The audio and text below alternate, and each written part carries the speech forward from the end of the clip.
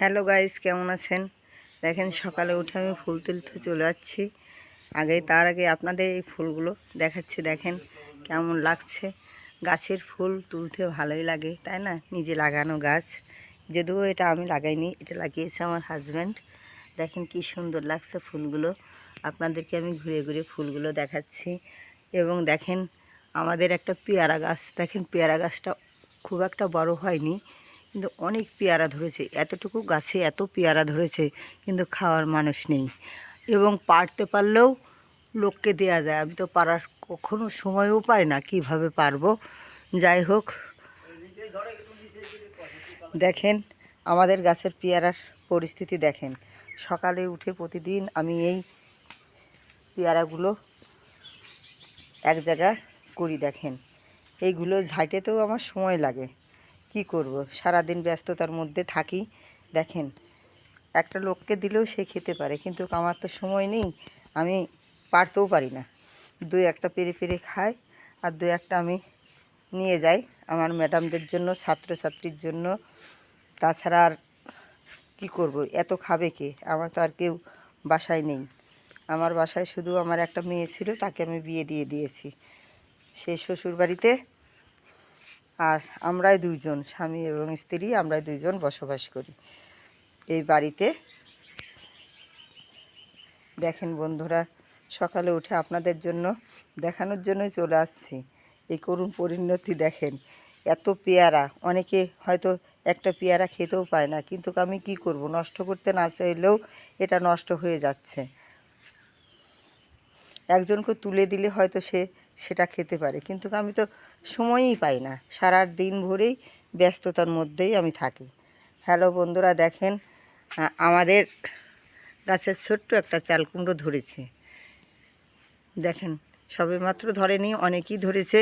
এই যে একটা শসা ধরেছে, যদিও এই গাছটা আমি লাগাইনি, আমার দাদা লাগিয়েছে, তাই আমি আপনাদের দেখানোর জন্য এসেছি।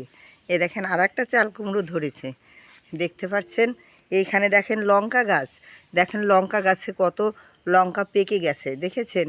লঙ্কার তেমন দাম নেই দেখে কেউ লঙ্কা তুলতেও চায় না।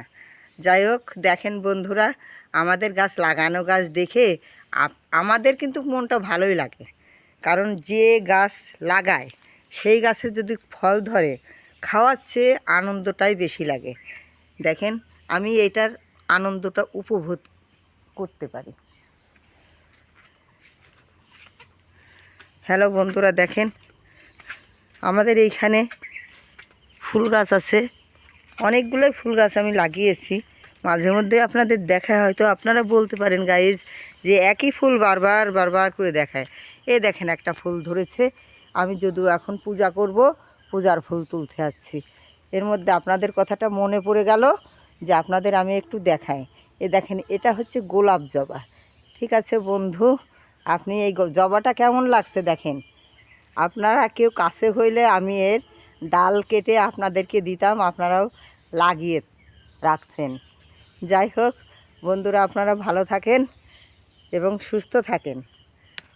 হ্যালো বন্ধু, দেখেন আমি ঘুরে ঘুরে আমার এই বাগানটাও দেখাচ্ছি, মাঝে মধ্যেই দেখাই। আপনারা হয়তো বলতে পারেন একই জিনিস দেখতে ভালো লাগে না, কি করব, আসলে কি ভিডিও তো ছাড়ার প্রয়োজন হয়।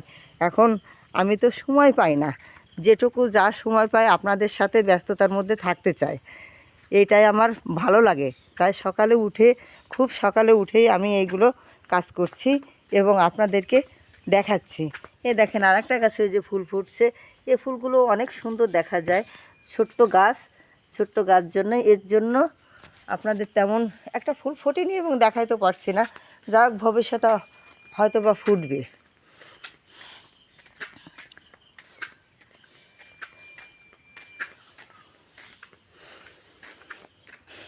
হ্যালো বন্ধু, দেখেন এইখানে ধুন্দল গাছ লাগিয়েছি।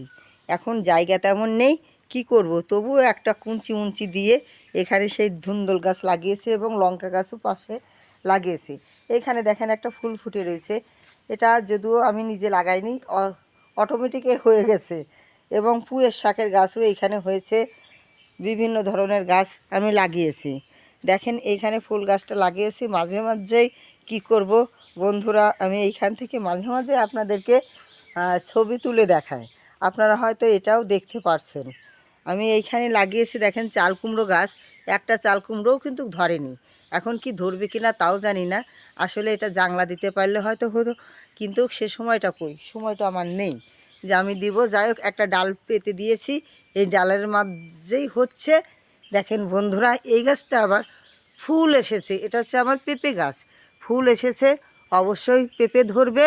আপনারা যদি বাড়ির কাছে হন, কাঁচা এবং পাকা পেঁপে খাওয়ার নিমন্ত্রণ রইল। বন্ধুরা ভালো থাকেন, সুস্থ থাকেন, এই কামনা করে আমি এখন রাখছি।